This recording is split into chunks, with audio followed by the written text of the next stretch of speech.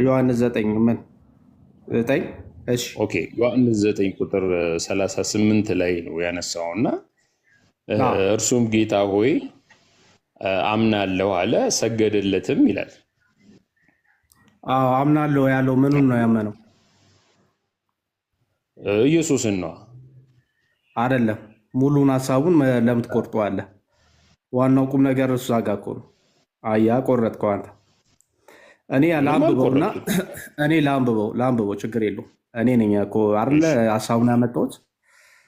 እሺ ወደዚህ ያመጣሁት ለምንድን ነው? መጀመሪያ ልጁን ወደዚህ ጋር ያመጣሁት አብርሃምን የእግዚአብሔር ልጅ በእሱ አረዳድ ሰው ነው ብሎ ነው የሚያምነው እና የእግዚአብሔር ልጅ የሞተው በመስቀል ላይ እሱ አምላክ ነው ወይስ አይደለም የሚል አይነት ጥያቄ ነበር። ቅድም ታይትሉ በርዕሱ የቤቱ ርዕስ አምላክ ነው ብዬ ለአምላክነቱ የተለያየ ማስረጃ እየሰጠሁት ነበር። ከአንዱ ማስረጃዎች ውስጥ ነው ይሄንን የሰጠሁት፣ ዮሐንስ 9 ላይ ያለውን ሀሳብ ማለት ነው። ዮሐንስ 9 ላይ ያለው ሀሳብ ምንድን ነው ከተባለ ኢየሱስ ክርስቶስ ከልጅነቱ ጀምሮ አንድ አይነ ስውር የሆነ ሰው ይፈውሰውና ከልጅነቱ ጀምሮ አይነ ስውር የነበረውን ሰው ፈውሶት፣ በዚህ ምክንያት ያለውን ታሪክ ነው እያነበብኩ የነበረው ስለ ልጅነቱ፣ በልጅነቱ ዙሪያ ስላለው አምላክነት ለማሳየት ማለት ነው። እና ወደ ገደለው ልግባና ምንድን ነው እዚህ ጋር ምንድን ነው የሚለው ዮሐንስ 9 ላይ ከቁጥር 35 ጀምሮ ኢየሱስ ወደ ውጭ እንዳወጡት ሰማ፣ ሲያገኘውም አንተ በእግዚአብሔር ልጅ ታምናለህን አለው። ኢየሱስ ክርስቶስ ምን ብሎ ጠይቆታል? ይህንን አይነ ስውሩ ሰውዬ አይሁዶች አገሎት ነበር ከኢየሱስ ክርስቶስ ጋር ህብረት በማድረጉ እና ከአይሁድ ምንድነው የሚባለው ከነሱ ህብረት አግለውት ወደ ውጭ ሲወጣ አገኘውና ክርስቶስ ደግሞ ምን አለው? ቁጥር 35 ላይ ኢየሱስም ወደ ውጭ እንዳወጡት ሰማ፣ ሲያገኘውም አንተ በእግዚአብሔር ልጅ ታምናለህን አለው። እርሱም መልሶ ጌታ ሆይ በእርሱ አምን ዘንድ ማን ነው አለ። ኢየሱስም አይተኸዋልም፣ ከአንተ ጋር የሚናገረው እርሱ ነው አለው። እርሱም ጌታ ሆይ አምናለው አለ፣ ሰገደለትም ይላል። እንግዲህ ኢየሱስ ክርስቶስ ጥያቄ ምንድን ነው? በእግዚአብሔር ልጅ ታምናለህን ብሎ ነው የጠየቀው። ማንን ነው የጠየቀው? የፈወሰውን አይነ ስውሩ ሰውዬ የተፈወሰውን ሰው ማለት ነው። በእርሱ አምን ዘንድ እርሱ ማን ነው አለ። ከአንተ ጋር የሚያወራው እሱ ነው ሲለው አዎ አምናለሁ ብሎ ሰገደለት። እንግዲህ የኢየሱስ ክርስቶስ ጥያቄ በእግዚአብሔር ልጅ ታምናለህን ነው እንጂ በአብ ታምናለህን አይደለም ያለው። በእግዚአብሔር ልጅ ታምናለህን አለው። አምናለሁ ብሎ ሰገደለት። በልጅነቱ ተሰግዶለታል ማለት ነው። በሌላ ቋንቋ በእግዚአብሔር ልጅነቱ። ይህንን ነው ላሳየው የፈለጉት ሀሳቡ ላይ። እሺ አመሰግናለሁ። ምንድን ነው እዚህ ጋር እኔ ከአንተ መረዳት የፈለግኩት ነገር ምንድን ነው? እዚህ ጋር የእግዚአብሔር ልጅ ተሰግዶለታል አይደለም? አዎ ተሰግዶለታል። ኦኬ ስግደቱ ምን አይነት ስግደት ነው?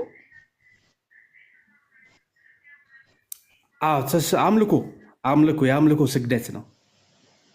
አምልኮ። በጣም ጥሩ።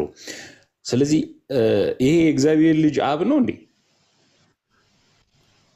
እኔ አብ ነው መቻልኩኝ ብራዘር። እኔ የእግዚአብሔር ልጅ ነው፣ በእግዚአብሔር ልጅነቱ ተሰግዶለታል እያልኩ ነው። ኢየሱስ ክርስቶስ በእግዚአብሔር ልጅነቱ ተሰግዶለታል። በእግዚአብሔር ልጅነቱ ሲሰገድለት አምልኮ ነው ብለኛል አይደለ? ምን አልከኝ? በእግዚአብሔር ልጅነቱ ሲሰገድለት አምልኮ ነው ብለኛል አይደለ? አዎ። ኦኬ። ስለዚህ ይሄ የእግዚአብሔር ልጅ አብ ነው ወይ ነው ያልኩ። እንዴ ለምንድን ነው አብ ነው ብላ የጠየቀኝ? እኔ መቼ የእግዚአብሔር ልጅ አብ ነው አልኩ? የእግዚአብሔር ልጅ ይሄ አሁን የእግዚአብሔር ልጅ አብ ካልሆነ ይሄ የእግዚአብሔር ልጅ ደግሞ የአምልኮት ስግደት የሚቀበል ከሆነ የአምልኮት ስግደት የሚቀበሉ አካላት ስንት ናቸው በመጽሐፍ ቅዱስ? በመጽሐፍ ቅዱስ አምልኮ ስግደት የሚቀበሉ አባትም ልጅም እንደሚቀበሉ መጽሐፍ ቅዱሱ ላይ ግልጽ በሆነ ቋንቋ ያሳያል። ኦኬ። ስለዚህ ሁለት አካላት የአምልኮ ስግደት ይሰጣቸዋል ማለት ነው። ግልጽ በሆነ ቋንቋ አንዱን አሳየው እኮ የእግዚአብሔር ልጅ በልጅነቱ ተሰገደለት እኮ ብዬ አሳየው። ዮሐንስ 4:24 ላይ ደግሞ አብ እንደሚሰገድለት ራሱ ጌታ ተናግሯል። አዎ እሱ ጋር እንመጣለን። እንደውም አሁን እኮ እሱንም ላነሳልህ እኮ ነው። አሁን ምንድን ልፈልጌ ነው፣ መጀመሪያ በግልጽ አማርኛ በመጽሐፍ ቅዱሳችን ላይ ሁለት የተለያዩ አካላት የአምልኮ ስግደት ይገባቸዋል ብለህ ታምናለህ ማለት ነው? መጽሐፉ ካለኝ ለምን አላምንም? ኦኬ፣ መጽሐፉማ አይልም ሁለት የተለያዩ አካላት የአምልኮ ስግደት ይገባቸዋል አይልም መጽሐፉ። አንተ የምትለውን ነው አሁን የምጠይቀው እንጂ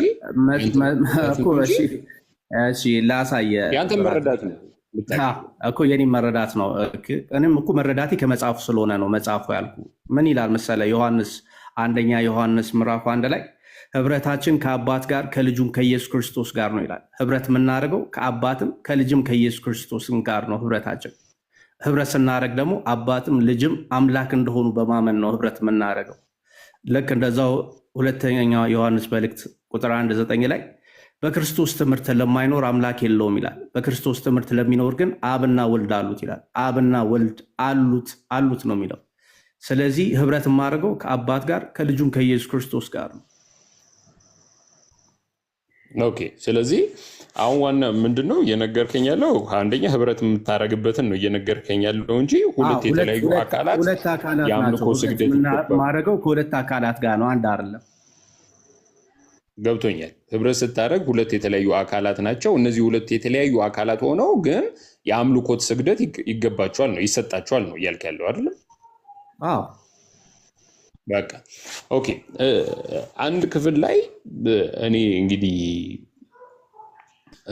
በማቴዎስ ወንጌል 4:33 ላይ እንግዲህ እዚህ ጋር እንግዲህ አንተ የአምልኮት ስግደት ተሰጥቶታል የምትለው እንግዲህ ክርስቶስ የእግዚአብሔር ልጅ እዚህ አሁን የጠቀስክበት ክፍል ላይ በማቴዎስ ወንጌል 4:3 ላይ እንደዚህ የሚል ቃል አለ። በዲያብሎስ ይፈተን መንፈስ ወደ ምድረ በዳ ወሰደውና ምን የሚል ነገር አለ? የእግዚአብሔር ልጅ ከሆንክ እነዚህን ድንጋዮች እንጀራ እንዲሆኑ በላለው። እርሱም መልሶ ሰው በእግዚአብሔር አፍ በሚወጣ ቃል ሁሉ እንጂ በእንጀራ ብቻ አይኖርም ተብሎ ተጽፏል አለው።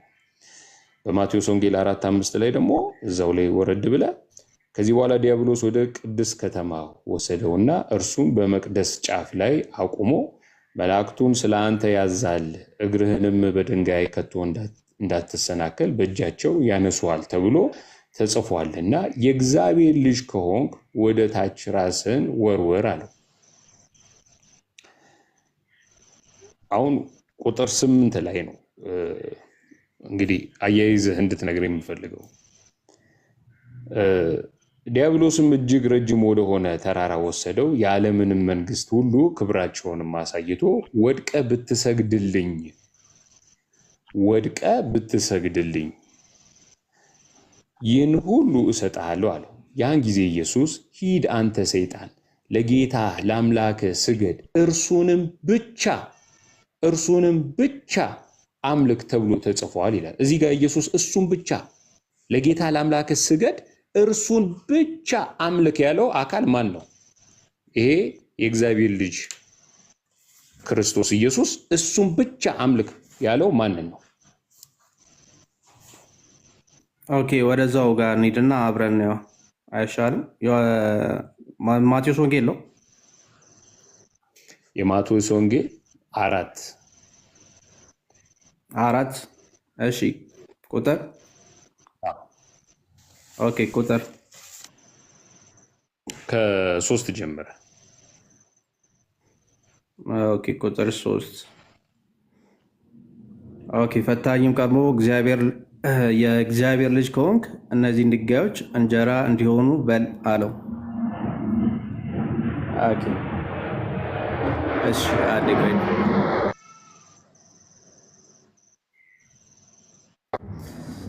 እሺ፣ ፈታኝም ቀርቦ የእግዚአብሔር ልጅ ከሆንክ እነዚህ ድንጋዮች እንጀራ እንዲሆኑ በል አለው ይላል።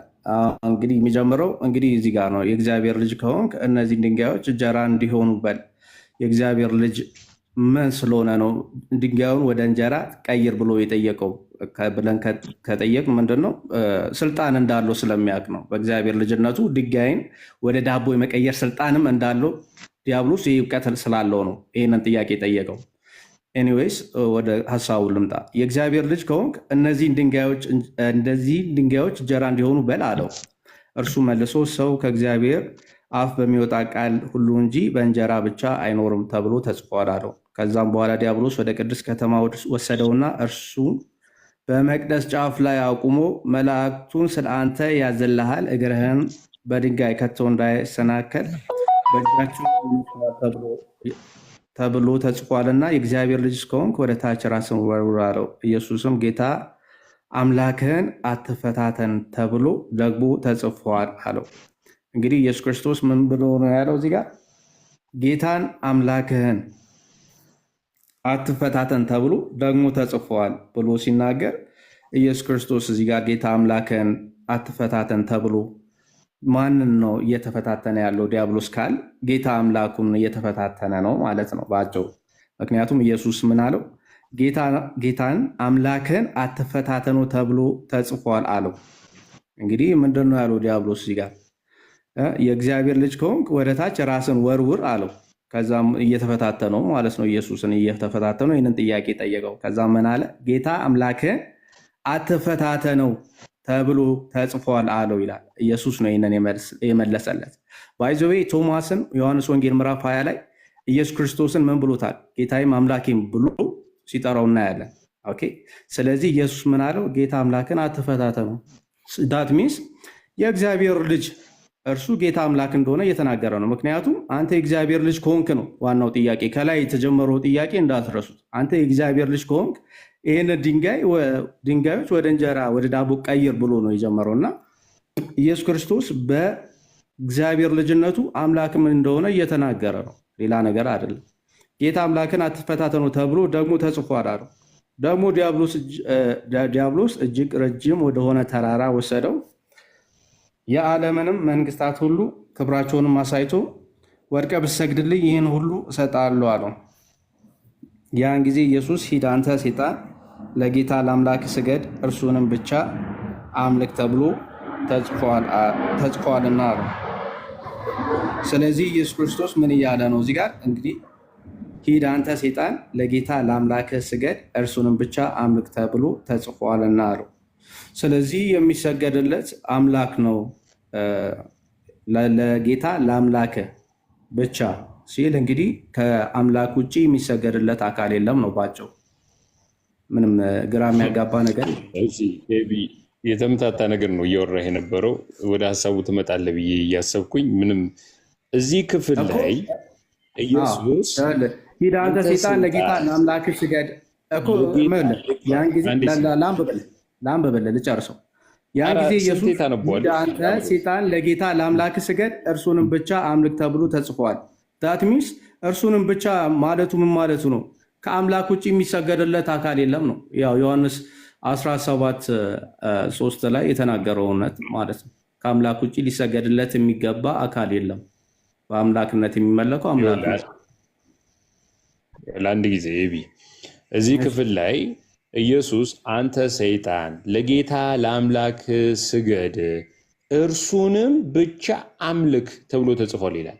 እርሱንም የሚለው ከፍ ብሎ ለጌታ ለአምላክ ስገድ የተባለው አካል ነው አይደለም? የትኛው ደግሞ ኢየሱስ እርሱንም የሚለው ምንድን ነው? ከዛ ቀደም ብሎ ከፍ ብሎ ለጌታ ለአምላክ ስገድለት ለተባለው አካል አይደለም እርሱንም የሚለው? እኮ አምላክ በአምላክነት የሚሰገድለት አምላክ ብቻ ስለሆነ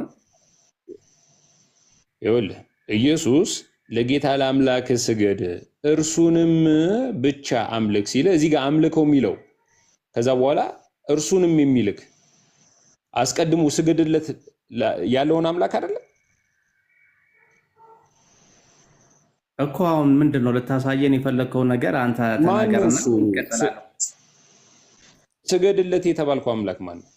እርሱንም ብቻ ደግሞ አምልክ ይላል። ብቻ እኮ እያለን ያለው ማንን ነው? ብቻ እያለን አምላክ የተባለውን አካል ነው። ማን ነው እሱ? ብቻ እየተባለ ነው። ማን ነው? በአምላክነት አምላክ ተብሎ የሚጠራ አብም አምላክ ነው፣ ልጁም አምላክ ነው። ምንም ጥያቄ የለውም። በአምላክነት አምላክ ተብሎ የሚጠራውን አካል ብቻ ለእርሱ ትገዛለህ። እዚህ ጋር ተናጋሪው ማን ነው? በስጋ የመጣው የእግዚአብሔር ልጅ። በስጋ የመጣው የእግዚአብሔር ልጅ ምን አለ እዚህ ጋር? እርሱንም ብቻ አምልክ ያለው ማንን ነው? አምላክ የሆነውን አካል ነው። በቃ ብቻ ብሏል። ከሱ ውጭ ማምለክ ትችላለህ ወይስ ኢየሱስ እየዋሸ ነው? እዚህ ጋር ብቻ ሲባል ጀስት የቁጥር አንድነትን ለማሳየት አይደለም። አምላክ የሆነውን አካል ለእርሱ ተገዛ ነው ዋናው ሀሳቡ። አንተ የቁጥርን ልታሳየኝ እንደሆነ ይገባኛል። እኔ ደግሞ እያልኩ ያለው እዚህ ጋር አምላካዊ ማንነት ላለው አካል ብቻ ተገዛለት ነው ሀሳቡ ነው። አንተ ከቁጥር አንጻር ነው፣ እኔ ደግሞ ከባህሪ አንጻር ነው እየነገርኩ ያለሁት። አምላክ ለሆነው አካል ብቻ ተገዛ ነው። ባህሪ የሚባል ነገር የለም እዚህ ጋር። ከየት ነው የምታመጣው? እርሱንም የሚልክ እኮ ከፍ ብሎ ለጌታ አምላክ የተባለው ስገድለት የተባልከውን እርሱንም ብቻ አምልክ ነው የተባልከው። ስገድለት የተባልከውን አምላክ እርሱንም ብቻ አምልክ ነው የሚለው ክፍሉ። ይህን የሚናገረው ማለት ነው ኢየሱስ። ያው ነው ወንድሜ፣ የኔ መረዳት ይሄ ነው። ያንተ መረዳት ሌላ ሊሆን ይችላል። መረዳት ሊሆን ይችላል፣ ግን ያው ዞሮ ዞሮ ክፍሉን ያነሳኸው ዮሐንስ ወንጌል 9 ቁጥር 38ን አንስተ ስለነበረ ኢየሱስ ደግሞ እርሱን ብቻ አምልክ፣ ስገድለት ለተባልከው አምላክ እርሱን ብቻ አምልክ ተብሎ ተጽፏል። ስለዚህ እዚህ ክፍል አንተ የጠቀስከው ክፍል ላይ ዮሐንስ ወንጌል 9 ላይ አንደኛ ነገር ክፍሉ እያለ ያለው ምንድን ነው? ክፍሉ እያለ ያለው ኢየሱስ ወደ ውጪ እንዳወጡት ሰማ። ሲያገኙ አንተ በእግዚአብሔር ልጅ ታምናለህን አለው። ጥያቄን የጠየቀው በእግዚአብሔር ልጅ ታምናለህ ወይ አለው። ገባክ? ታምናለህ ወይ አለው። እርሱም መልሶ ጌታ ሆይ በእርሱ አምን ዘንድ ማን ነው አለ። ማን ነው አለ። ኢየሱስም አይተህዋል አለው። ስለዚህ የእግዚአብሔር ልጅ ምንድን ነው? የሚታይ ነው ማለት ነው። የሚታይ ነው። እግዚአብሔር መንፈስ ነው። አምላክ መንፈስ ነው። እግዚአብሔርን ያየ ማንም የለም። ይሄ የእግዚአብሔር ልጅን ግን ምን ብለኳል አለው? አይተህዋል አለው። ከአንተ ጋርም የሚናገረው እርሱ ነው አለው።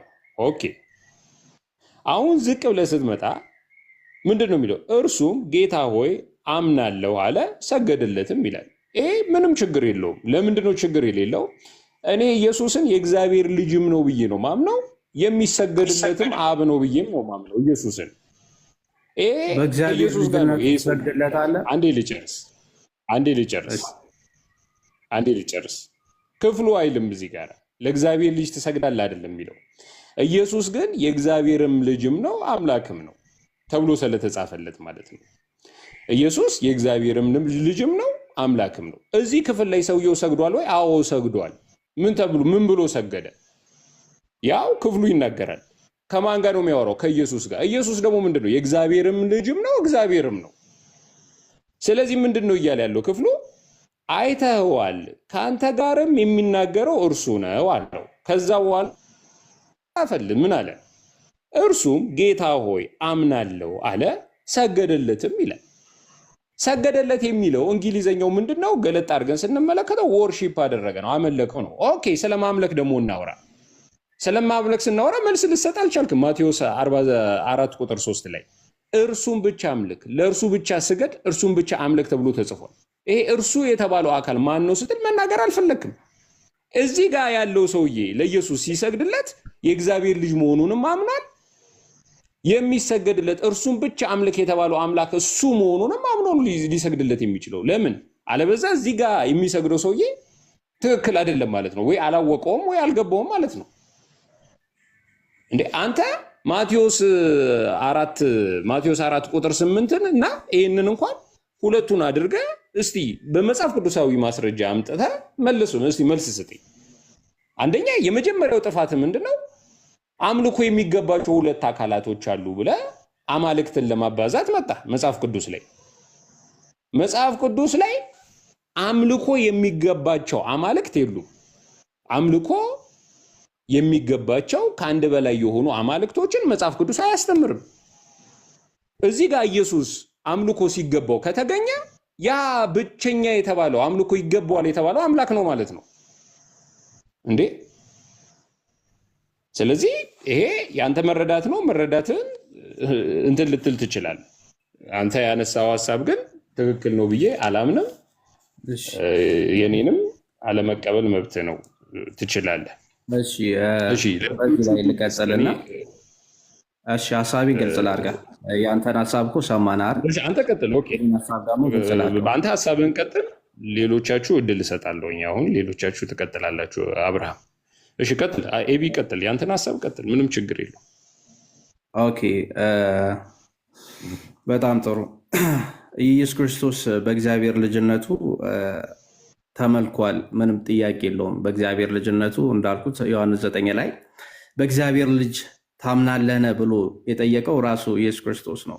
ሰውየውም አምናለሁ ብሎ የሰገደው በእግዚአብሔር ልጅ በማመን ነው እንጂ በአብ ታምናለህን ብሎ አይደለም የጠየቀው። እንድታስተውሉ እንፈልገው እሱ ነው። በእግዚአብሔር ልጅ ታምናለህን ተብሎ አምናለሁ ብሎ ነው የሰገደው።